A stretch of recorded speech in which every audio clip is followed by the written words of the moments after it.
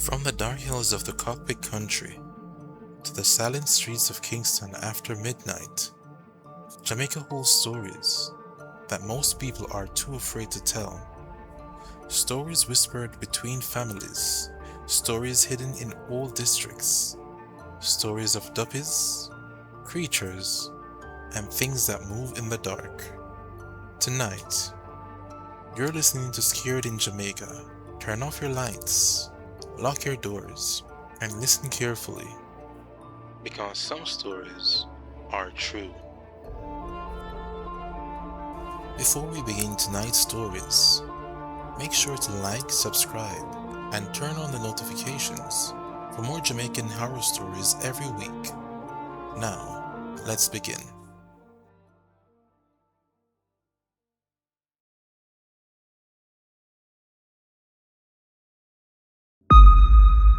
There is a story that still gets whispered around certain taxi stands in Kingston after midnight, especially by people who work the late shifts. According to the rumors, there's a taxi that appears randomly some nights after 12 a.m. Not every night, not every era. And the strange thing is, the taxi looks completely normal. Normal white Corolla, clean body, bright headlights, proper red PPV plate, even the correct route marking written across the door. Nothing about it looks strange until you get inside. One man who claims to have experienced this was a call center worker from Kingston named Rick. Back in 2018, Rick worked evening shifts at a customer service center in New Kingston. Most nights his shift ended sometime after midnight. Usually he'd catch a route taxi home without any problems. But one Thursday night, business ran late, and by the time Rick reached the taxi stand, the place was nearly empty. A few tired workers stood scattered nearby, waiting on rides. Some eventually left, others got picked up. After a while, Rick realized almost 20 minutes had passed without seeing a single taxi heading his route. The streets had grown unusually quiet. Then a white Corolla taxi slowly pulled onto the road. Rick noticed immediately that he had never seen this taxi before, but everything about it looked legitimate. The route marking was correct. The red plate was there. Even the little LED route light near the windshield was on. The taxi rolled a short distance away from the stand and stopped beneath a street light. But something about it felt strange. The driver never leaned out the window, never called the route, never played music. The taxi just sat there, quietly with its engine idling. Then slowly, the driver stretched out his hand through the window and motioned towards Rick. Just one slow wave of the finger. Rick hesitated. Most taxi drivers would call the passenger over loudly, but this driver remains completely silent. Still, Rick was tired and he wanted to go home. So after a few seconds, he walked toward the taxi and opened the back door. The moment he stepped inside, the temperature inside the car was freezing cold. His entire body tightened. Not cool, freezing, like stepping into a refrigerator. Rick immediately leaned forward. "Boss, you can turn down the AC, look a bit cold body in here." No response. The driver remained perfectly still.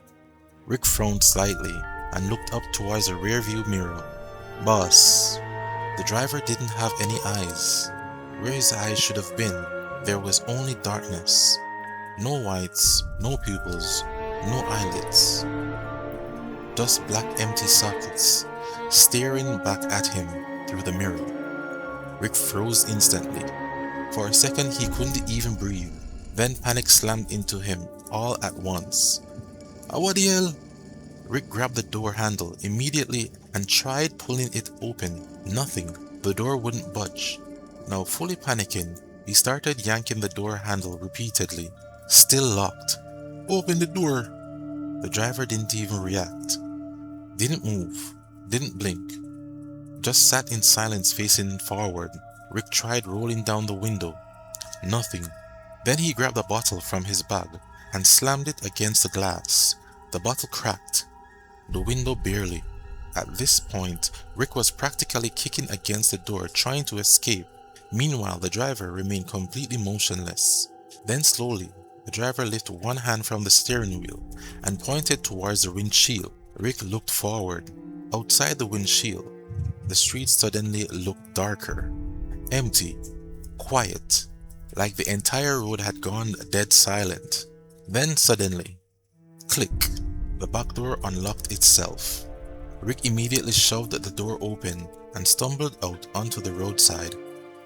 The cold air inside the taxi disappeared instantly. Rick backed away, breathing hard while staring at the vehicle in terror. The driver never looked at him again, never moved.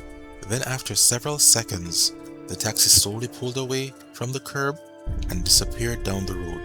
Rick called in sick the next day, and for nearly a week after, he refused to work evening shifts. Part of him even tried convincing himself that stress and exhaustion had caused him to imagine everything, until he saw the taxi again. A few nights later, Rick was back at the taxi stand after another late shift. This time, a young woman stood nearby waiting for a ride too. Then Rick saw the headlights approaching. His chest tightened immediately. White Corolla, same route marking, same silence. The taxi rolled a short distance away from the stand and stopped beneath the same light. Then slowly, the driver extended one hand through the window. Again, the woman started walking towards the taxi. Rick rushed towards her immediately. "Miss, no going at the taxi there." The woman looked confused. Rick tried explaining quickly, but before he could finish, the driver motioned again from the window. Then the woman awkwardly laughed and brushed past Rick, probably thinking he was crazy. Then she opened the back door and climbed inside. At first, nothing happened. Then suddenly, Rick heard screaming. Real screaming. The kind that instantly makes your blood run cold. Rick sprinted towards the taxi and grabbed the handle. Locked. Of course it was. Inside, the woman was panicking violently, pulling the door, kicking against the window, screaming uncontrollably. Rick started shouting for help while trying desperately to pull the door open, but it refused to move. And through the windshield, the driver still hadn't moved, still hadn't spoken, still just sat there silently. Then suddenly, click, the lock released by itself. The woman burst from the taxi, crying hysterically, and collapsed onto the pavement. Rick looked back towards the driver's seat, and for the first time, the driver slowly turned his head toward Rick. Dark, empty sockets, no eyes, only darkness. Rick stumbled backward in terror. Then the taxi quietly pulled away from the curb and disappeared into the night. Weeks passed after that. Rick avoided taxis after midnight whenever possible. Then one night, after work, he was riding home inside another route taxi when traffic slowed near a stoplight, and parked along the opposite side of the road beneath a streetlight was the same white Corolla. Same route marking, same silence. Rick immediately felt sick. As their taxi slowly passed, the driver inside the white Corolla turned his head towards him, and under the streetlight, Rick saw the same dark, empty sockets staring back at him. No eyes, only darkness. The light changed, the traffic moved again, and when Rick looked back seconds later, the taxi, it was gone.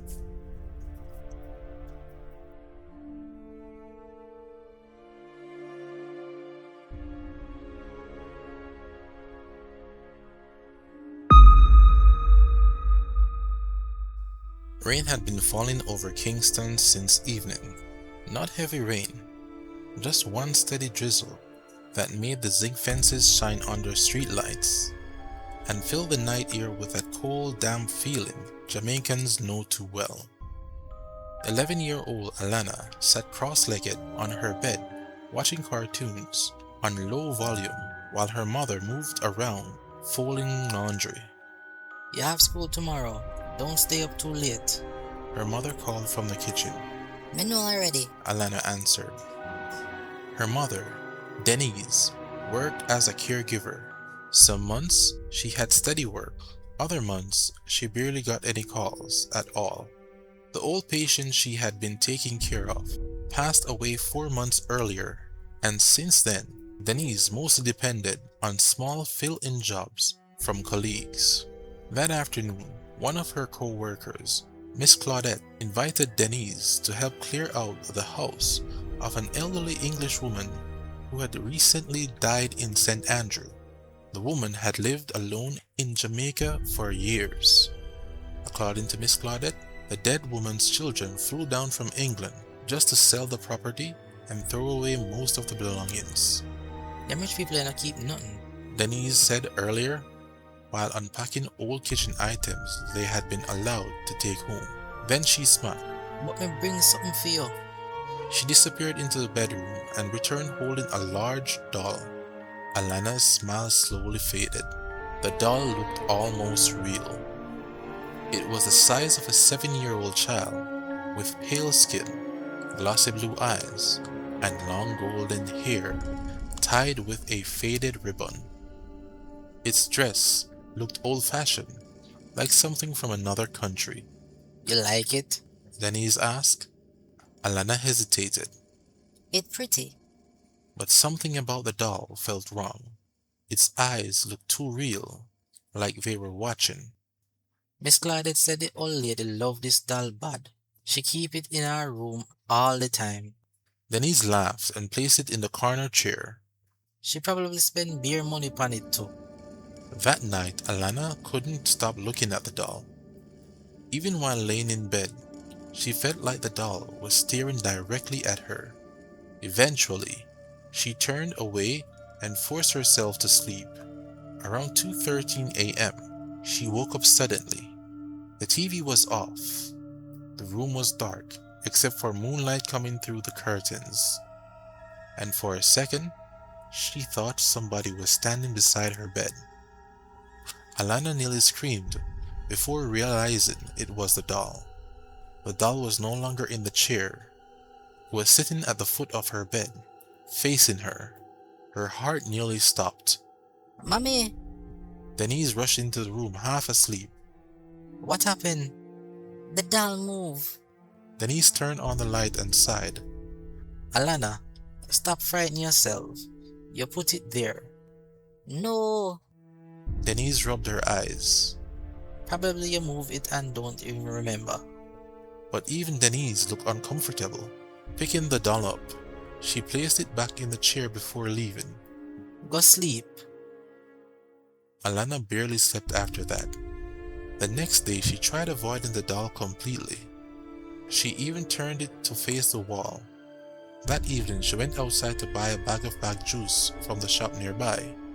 When she returned home, the doll was on her bed again, sitting upright, facing the bedroom door. Alana froze. Mommy! Denise came rushing in again. What no? You don't believe me. Denise stared at the doll silently. This time, she looked genuinely disturbed. I put it in the chair myself. Neither of them touched it for almost a minute. Finally, Denise grabbed the doll roughly and shoved it in the bedroom closet. That don't know. She shut the closet door hard. That night, the rain got heavier. Wind rattled the windows. Around midnight, Alana woke up thirsty and headed towards the kitchen. As she passed the living room, she stopped. The closet door was open. Her bedroom light was on, and from where she stood, she could see the doll sitting on the bed again. Only this time it wasn't facing the door. It was facing the window, like it was watching outside. Alana backed away slowly. Then she heard something upstairs on the roof. Footsteps, soft, slow, like a child walking carefully overhead. She ran back to her mother's room crying. The next morning, Denise finally admitted something was wrong. Me throwing away that foolishness today. But before she could, a neighbor stopped Alana on the lane while she was walking home from school. One family from foreign come visit, you know. Alana frowned. No, that's the one little white girl in the window yesterday. Which window? Your bedroom window. The woman laughed casually. Made it think that's my family pitney. Alana said nothing. She ran home. That night, Denise wrapped the doll in an old sheet and placed it inside a cardboard box near the front door. Tomorrow me a dash with this. For the first time in days, Alana felt relief. Until around 3 a.m., she woke up to whispering, soft whispering, like somebody talking quietly inside the room. She opened her eyes slowly. The bedroom door was cracked open, and standing in the doorway was a small figure, pale, motionless, watching her. At first, she thought it was the doll, until it moved. The figure slowly tilted its head. Alana realized it wasn't plastic. It was a little white girl, thin, pale blue eyes, long blonde hair hanging wet around her face, the exact same dress as the doll. Alana couldn't scream, couldn't breathe. The girl lifted one finger slowly and pointed towards the hallway. Then she vanished, completely. Alana finally screamed loud enough to wake up the entire house. Denise searched everywhere but found nothing. But when they checked the front room, the barrel box was open and empty. The doll sat quietly on the sofa, facing the hallway. That was enough for Denise. Before sunrise, she carried the doll outside herself. No prayer, no second thought. She shoved it deep into a garbage skip 3 districts away while the early morning rain poured down. Neither of them ever saw it again. At least, that's what they thought. 3 weeks later, Miss Claudette called Denise. Her voice sounded uneasy. Denise. Yeah? You remember the doll? Denise went silent. Miss Claudette lowered her voice. One lady from church said she find one strange white doll near Riverside Dump. Same description. Denise gripped the phone tightly. She carried it home for her granddaughter. Silence filled the line. Then Miss Claudette whispered, And the little girl must stop talk to somebody in our room every night.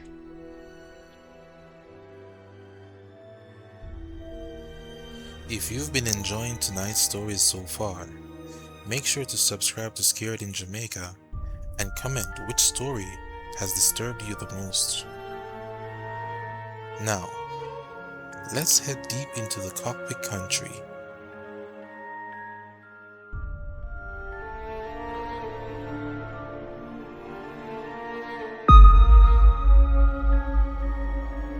Back in 2015, deep in rural Jamaica, near the edge of Cockpit Country, there lived a farmer named Elias, who raised pigs for a living. Life in the district was quiet. Most nights were filled with only barking dogs, insects in the bush, and the occasional sound of livestock moving around their pens. But during the summer of that year, something began happening on Elias' property that people nearby still talk about in low voices. At that time, Elias owned a young sow that had gone into heat. Wanting to breed her properly, he kept her separated from the other pigs inside a strong wooden pen near the back of his yard. Another farmer from a nearby district had already arranged to bring over a boar within a few days. So, until then, Elias kept the sow alone inside the enclosure. The first strange incident happened late one night. Sometime after midnight, Elias woke up suddenly to the sound of wood shaking outside. At first, he thought it was just thieves. Perdile larceny was common in the area, so he grabbed his flashlight and stepped outside. The noise was coming from the pig pen. Something was trying to force its way inside. Elias hurried across the yard expecting to catch somebody stealing livestock. But when he reached the pen, he froze. Standing beside the enclosure was what looked like a pig. At least, that's what it looked like at first. Large, dark, much bigger than any pig Elias had ever owned. The animal stood unusually still, staring toward the soul inside the pen. Elias shouted and threw a stone toward it. The creature suddenly bolted into the darkness and disappeared behind the trees. The next morning, Elias checked the area, expecting to find hoofprints. But instead, he found marks in the dirt that looked almost like human. That unsettled him badly. Still, he tried convincing himself it was just some wild animal wandering around the bush, maybe a wild boar. But the second night was worse. Again, sometime after midnight, the rattling sound returned, this time louder, more violent. The soul inside the pen was squealing wildly in panic. Elias grabbed his flashlight and an old machete before rushing outside. The moment the light reached the pen, he saw it. Only this time, the creature wasn't standing like a normal pig. Its body looked twisted, wrong, half bent forward like an animal, but using long human-like arms to grip the wooden fence. Elias stopped dead in the yard. The thing slowly turned toward him, and in the flash beam, its eyes reflected bright white like an animal caught on camera. Elias started shouting and swinging the machete while throwing bottles and stones towards it. One bottle smashed against the fence. The creature suddenly leaped away with frightening speed and vanished into the darkness. But for the rest of the night, Elias kept hearing movement around the property. Footsteps in the bush, branches snapping, pig sounds echoing from far behind the trees. Something was circling the house. The next morning, Elias tried warning nearby farmers about what he had seen. Most of them laughed. A few claimed maybe it was just somebody trying to scare him. But one old farmer became quiet after hearing the story. Then he told Elias something disturbing. Years earlier, people in parts of the Cockpit Country used to talk about a creature that wandered the bushes searching for livestock. Something that looked part man, part hog. People called it the Hogman. Elias didn't want to believe any of it, but things became unbearable on the third night. This time, he stayed awake, waiting. Near midnight, the soul suddenly began making distress sounds inside the pen again. Then came the rattling, slow at first, then violent. Elias rushed outside immediately with his flashlight, but this time, the creature was already climbing out of the pen, not into it, out of it, as if it had somehow already gotten inside. Elias said the thing moved in a way no normal animal could move, bent forward like a pig, but pulling itself over the fence using human-like arms. For one brief second, the flashlight hit its face directly, and Elias swore the creature looked almost human, too human. Its nose looked flattened like a hog's snout. Its mouth hung open strangely. A part of its skin looked almost hairless. The thing landed outside the pen and sprinted into the bushes before disappearing once again. After that night, Elias barely slept. He stopped going outside after dark. And months later, when the soul finally gave birth, something was wrong with the piglets. The piglets looked thin, long-legged, aggressive. One reportedly made strange crying sounds that Elias claimed sounded almost human. Terrified, Elias killed the piglets and buried them far from the property. Then he killed the soul too. People later claimed Elias burned the entire pen afterward and prayed over the land for days. He never stopped raising livestock. He simply built new pens far from the bush lines. And even today, Elias still refuses to speak about what happened that summer. But according to some people living near certain parts of the Cockpit Country, Strange things still move through the bushes late at night. Pig cries, footsteps, branches snapping, and sometimes something calling from the darkness that doesn't sound fully human or fully animal. If you enjoyed tonight's stories, subscribe to Scared in Jamaica for more terrifying Jamaican horror, folklore, and dark island legends. And remember, some things are better left in the dark.